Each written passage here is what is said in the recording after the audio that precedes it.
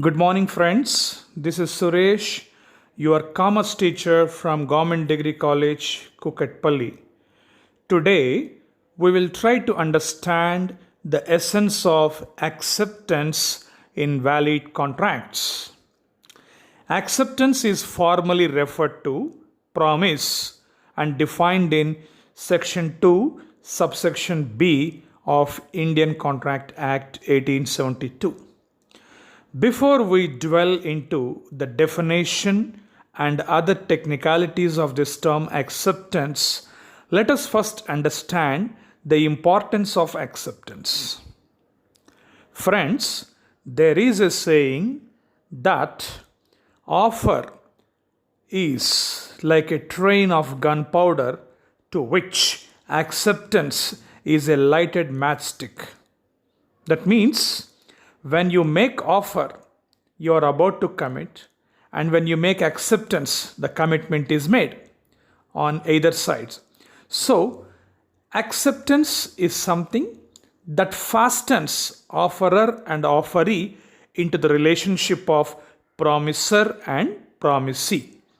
Perhaps that is the reason why acceptance is technically referred to promise, right? So once acceptance is given unconditionally, it forms an agreement. If it is coupled with consideration and other such essential elements, the agreement becomes contract. So now let us see the definition of acceptance or promise.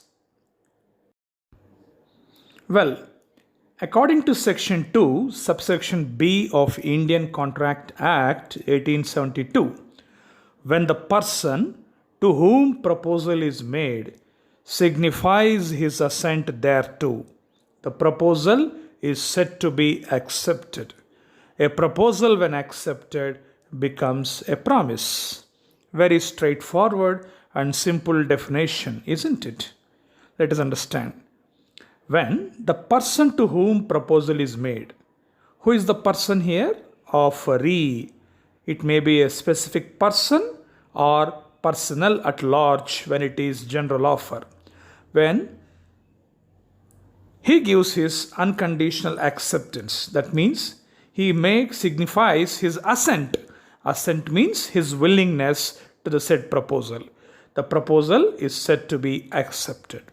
So once this proposal is accepted, the acceptance becomes promise. That is the formal definition given to the word acceptance or promise, right? When the person to whom proposal is made signifies his assent thereto. That means whenever a person to whom you made your offer giving his acceptance, then the proposal or offer becomes accepted, and such accepted version is called promise. Clear?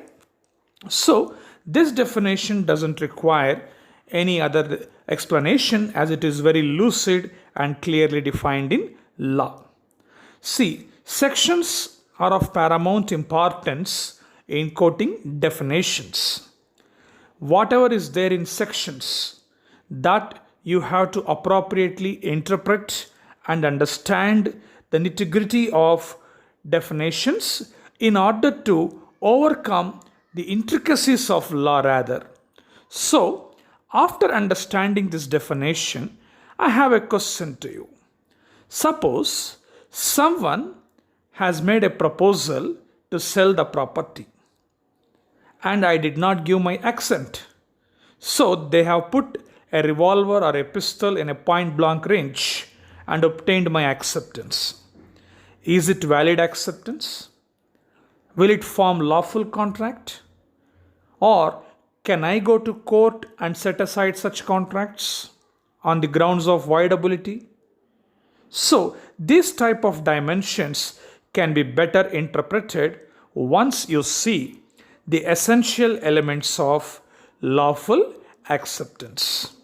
If someone applies coercion on you and obtains acceptance, it is not a lawful acceptance.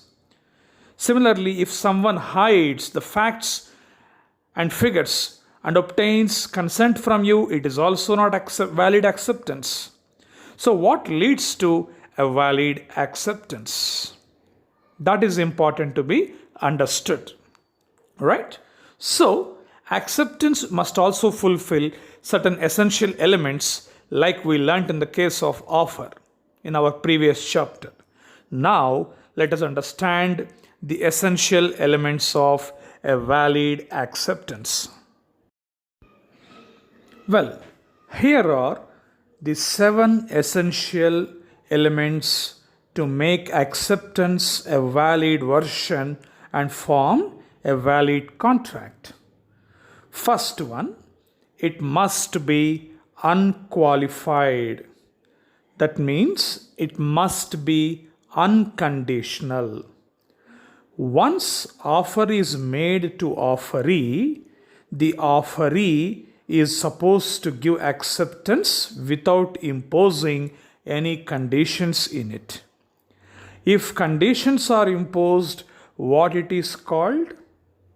Recollect it from the previous chapter that conditional acceptance is called a counter offer. It will not form any contract. So acceptance must be unconditional, that means unqualified. If you put conditions, we will assume that still there are negotiations going and contract is not yet finalized. So acceptance must be unconditional by all means. Clear? Second, it must be given within the specified time period. Yes, if offerer stipulates the time for receiving acceptance, it must be communicated within such time period. If time is not mentioned in the contract, it must be tendered or it must be rendered within the reasonable time. Let us take an example.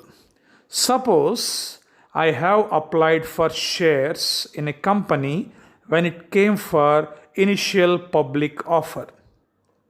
What is initial public offer? It is an invitation to offer. That means company is inviting the investors to buy the shares. So I am making my offer to buy the shares in company through prospectus. If it is willing at the price quoted, it will allocate shares to me as per the rules of the country or rules of the day are concerned. So I applied for shares in a company. That means I offered to buy some shares in a company. They did not give any response to me. Let us assume after 5 months of time, they made a telegram and intimated to me that shares are allocated to you. Please pay the remaining amount. So they are giving acceptance that we are allocating shares to you. Should I abide by this? No, because we know that the time stipulated for allocating the shares is 90 days. It may change from time to time, right? So the acceptance is not given by company within the specified time limit or reasonable time limit. Therefore, this acceptance is invalid and I need not to abide by this, right? So you simply remember that acceptance must be given within specified time period if it is mentioned in the offer document, or within reasonable time period if it is not mentioned in the offer document. What is reasonable time period differs from case to case. Third, it must be given in the mode prescribed.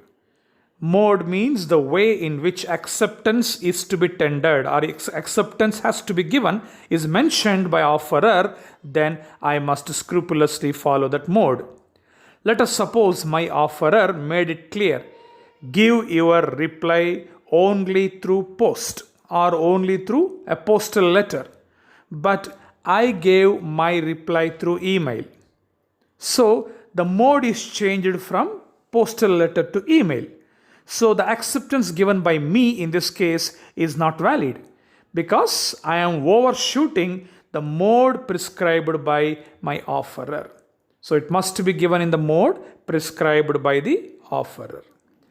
It must be communicated to offerer. Please recollect a case, what is that, Lalman Shukla versus Gauri Dutt, while discussing offer. Offer must be communicated to offeree. We learnt it, isn't it? In the similar way, acceptance must also be communicated to offerer. Communication is of quintessence in determining the validity of contract. I'll give a famous case law to illustrate this better. Brodgan versus Metropolitan Railway Company.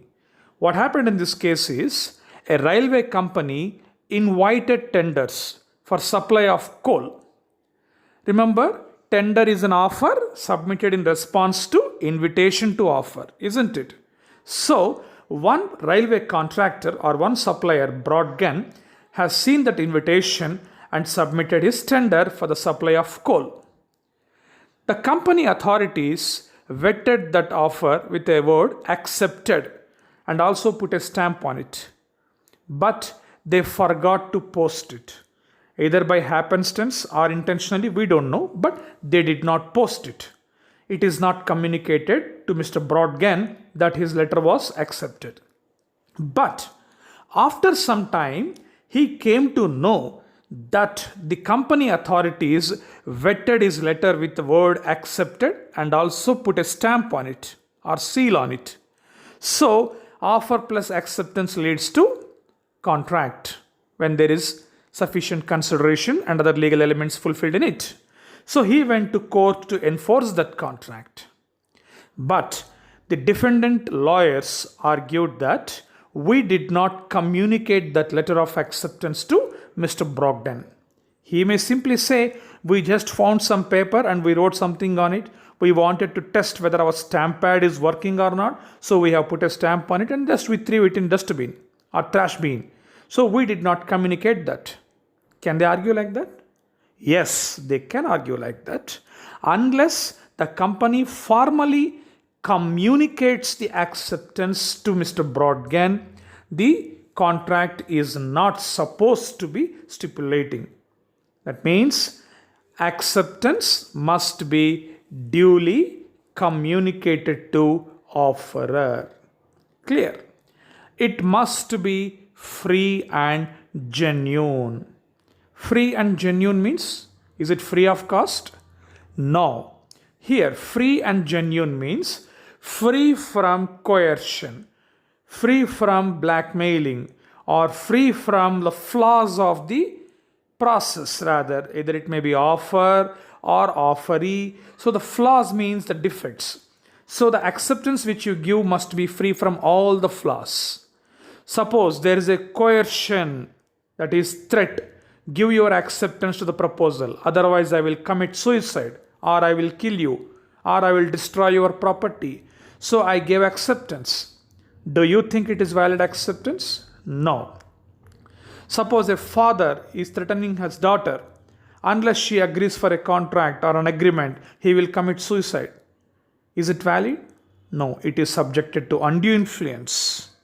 Suppose some fraud is taking place in the offer document itself, and the innocent offeree is not conversant with this. He gave acceptance. Is it a valid acceptance?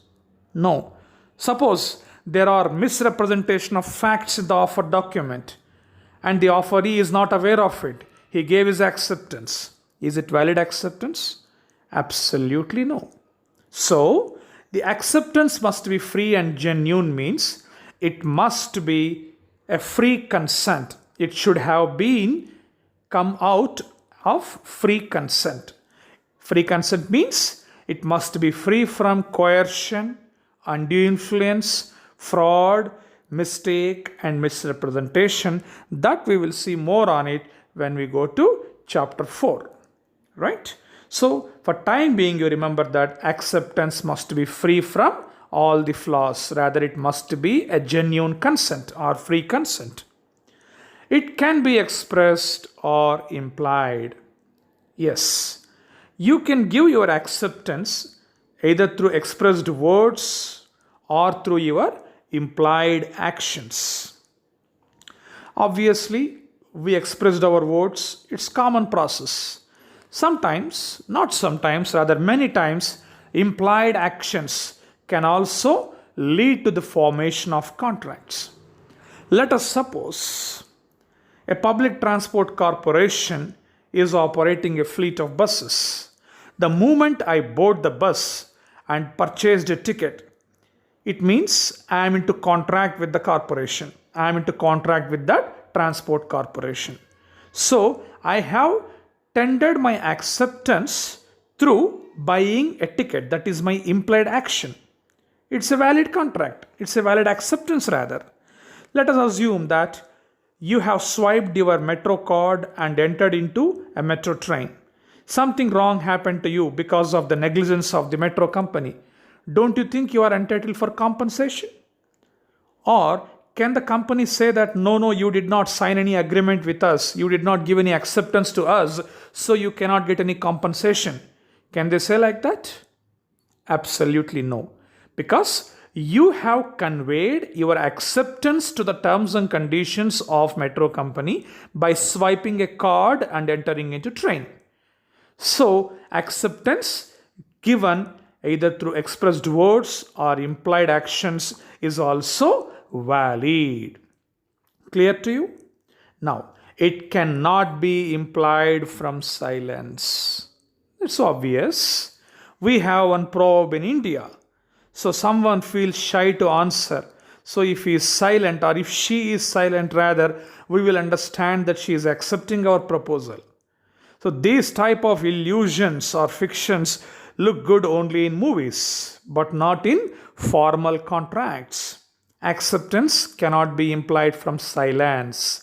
Remember my chapter on offer, where I quoted one point in essential elements of valid offer, that non-compliance leads to acceptance is a invalid term in offer. So offerer should not put a term that non-compliance will lead to acceptance.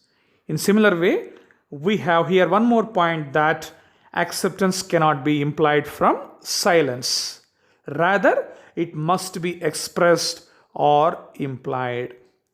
Clear to you?